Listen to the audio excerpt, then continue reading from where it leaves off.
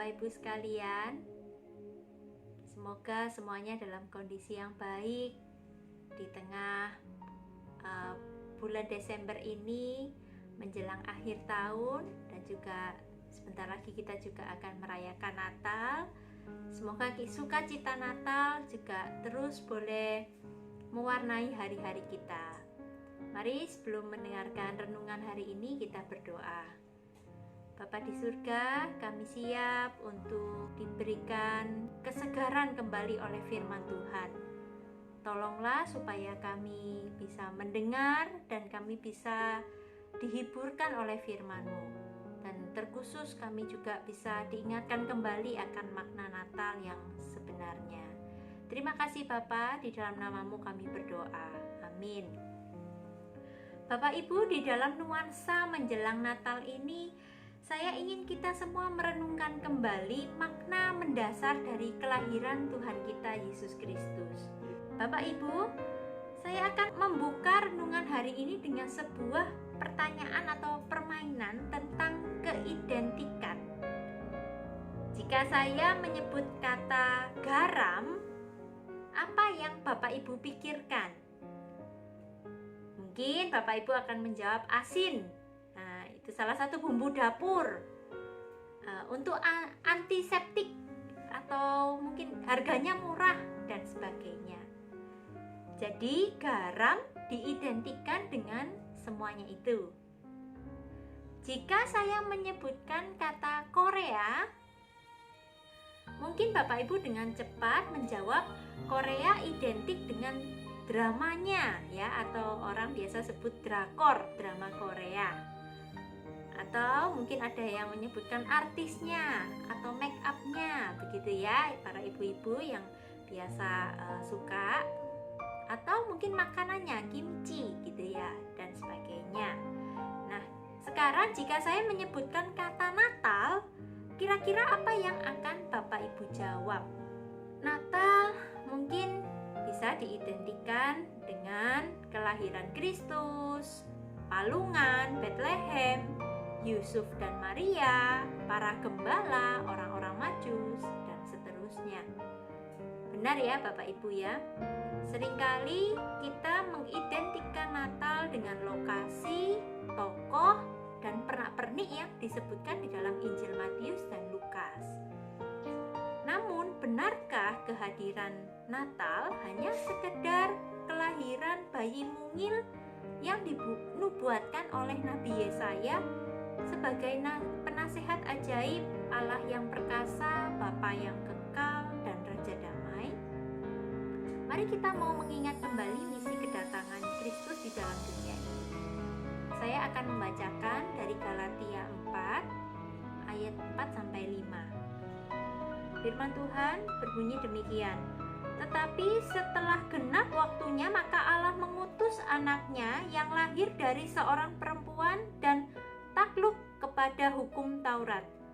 Ia diutus untuk menebus mereka yang takluk kepada hukum Taurat, supaya kita diterima menjadi anak. Bapak Ibu, kisah kelahiran Kristus tentu sudah berulang kali kita dengarkan. Bahkan bisa jadi kita sudah hafal dan tidak perlu lagi kita buka bagian Alkitabnya.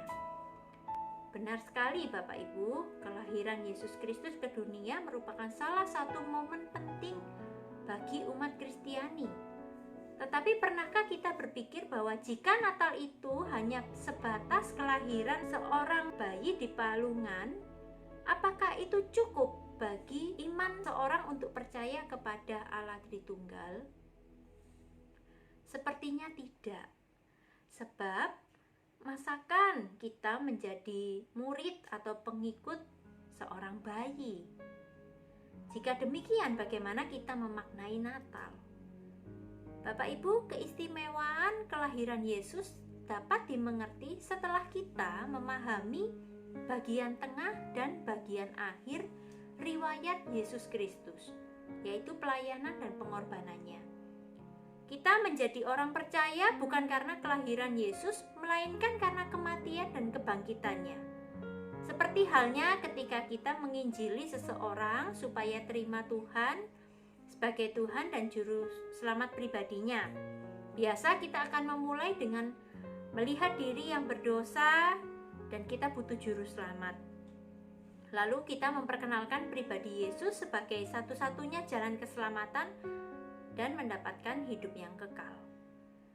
Kita akan menyaksikan pengorbanan Kristus di atas kayu salib untuk menebus, membayar lunas dosa kita dengan sempurna. Lalu apa sebenarnya makna Natal yang kita rayakan selama ini? Natal tidak bisa berdiri sendiri tanpa Paskah atau kebangkitan Kristus. Natal merupakan momen untuk merayakan lahirnya seseorang yang 33 tahun kemudian memberikan makna hidup kepada umat manusia. Bayi yang kita sambut kehadirannya di dunia ini tidak terus-menerus berada di dalam palungan, bukan? Melainkan menjadi juru selamat manusia. Natal mempunyai arti ketika dilihat dari bagian akhir hidup Yesus. Kita baru bisa memahami kedalaman arti Natal ketika kita memahami karya keselamatan yang Kristus kerjakan di atas kayu salib. Seperti yang Rasul Paulus katakan di surat Galatia yang tadi saya bacakan, bahwa Allah mengutus anaknya.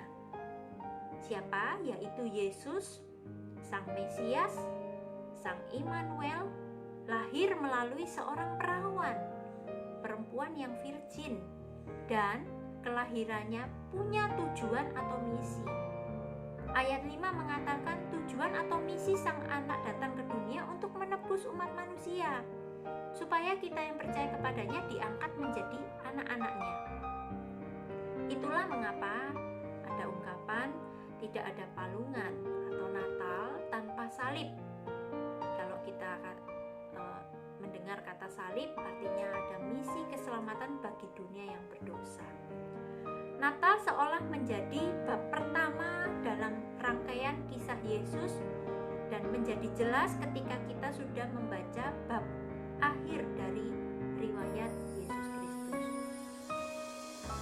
Bapak Ibu, kita belajar bahwa kelahiran Yesus membawa misi penyelamatan.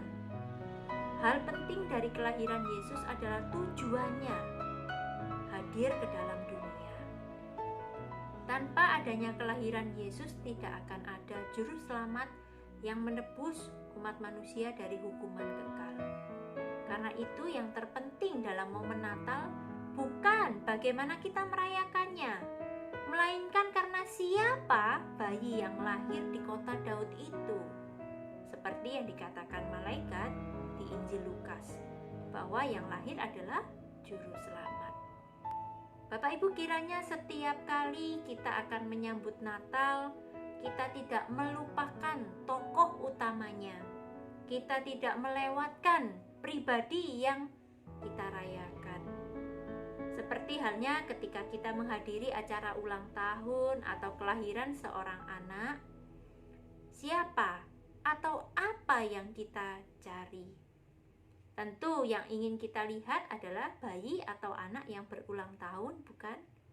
Dan saya membayangkan jika kita bertanya kepada Tuhan Yesus yang kelahirannya kita rayakan, Tuhan, kamu mau kado apa?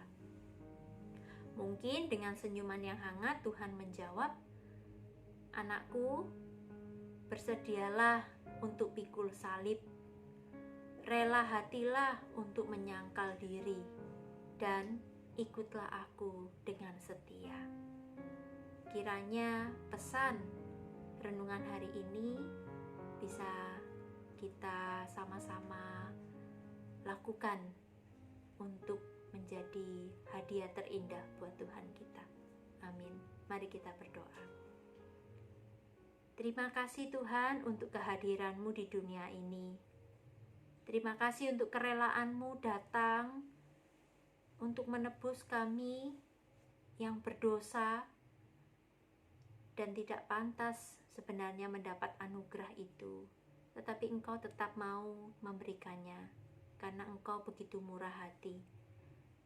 Terima kasih untuk firman Tuhan hari ini yang sederhana namun mengingatkan kami kembali bagaimana ketika kami akan menyambut hari Natal itu. Terima kasih Bapa, di dalam nama Tuhan Yesus kami berdoa. Amin.